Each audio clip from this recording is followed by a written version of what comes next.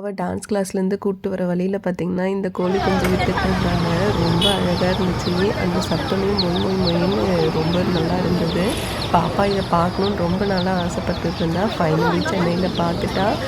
இப்போ பறவை காய்ச்சல் பரவிட்டு இருக்கிறதுனால நான் அவளுக்கு வாங்கி எல்லாம் தரலைங்க. பட் ஒரு நாள் வாங்கி தரேன் அப்படின்னு மட்டும் அவளுக்கு ப்ராமிஸ் பண்ணியிருக்கேன். கொஞ்சம் நேரம் விளையாட விட்டுட்டு நாங்கள் அவளை வீட்டுக்கு கூட்டிகிட்டு வந்துட்டோம். டான்ஸ் கிளாஸ் போகிறதுக்கு முன்னாடியே சமைச்சு வச்சுட்டு போயிருந்தேன். ஸோ வந்துட்டு அவளுக்கு ஹோம் ஒர்க்குக்கு தான் ஹெல்ப் பண்ணிகிட்டு இருந்தேன். யூஸ்வலாக மேக்ஸ் ஹோம் ஒர்க் அதெல்லாம் வந்து அவளே செய்துடுவா.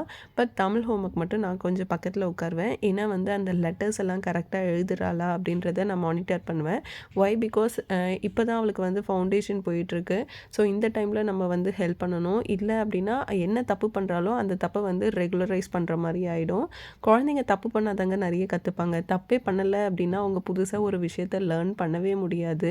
அதே மாதிரி என் குழந்தை பொறுமையாகவே கற்றுக்கிட்டோம் அப்படின்ற மைண்ட் செட் எனக்கு. ஏன் அப்படின்னா ஒரு சில பேரண்ட் பார்த்திங்கன்னா என் குழந்தை ஸ்மார்ட், என் குழந்தை இது பண்ணும் அது பண்ணும் அந்த மாதிரி நிறைய சொல்லுவாங்க. ஆனால் நான் அது மைண்டில் போட்டுக்கவே மாட்டேன். ஏன்னா எனக்கு நல்லாவே தெரியுங்க. இப்போ சைந்தவியவே பார்த்திங்கன்னா குறை சொல்கிறதுக்கு 1008 பேர் இருக்காங்க. இல்லைன்னாலாம் நான் சொல்ல மாட்டேன். ஏதோ சைந்தவி வந்துட்டாளா வாலண்டியராக போய் என்ன ஒன்று அவளை சொல்லிட்டு வரணும் அப்படிங்கிறது எல்லா இடத்துலையும் இருப்பாங்க.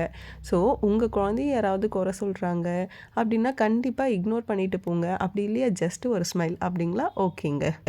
டென்ஷன் ஆகிட்டு உங்கள் குழந்தைங்கள எங்கே எது சொல்கிறாங்களோ அதே இடத்துல அடிக்கிறத வந்து நிப்பாட்டுங்க. ஏன்னா இந்த மாதிரி அடிக்கிறவங்கள பேரண்ட்டை நான் நிறைய இடத்துல பார்த்துருக்கேன். இதனால சஃபர் ஆகிறது பார்த்திங்கன்னா அவங்க கிடையாது, நம்மளோட குழந்தைங்க தான். ஸோ யாருக்காகவும் நம்மளோட குழந்தைங்களோட செல்ஃப் ரெஸ்பெக்டை விட்டு கொடுக்காதீங்க. அதே மாதிரி மற்றவங்க கிட்ட ஈவன் ரிலேட்டிவ்ஸ் ரொம்ப க்ளோஸ் ரிலேட்டிவ்ஸாக இருந்தால் கூட உங்கள் குழந்தைங்கள நீங்கள் விட்டு கொடுத்து பேசாதீங்க.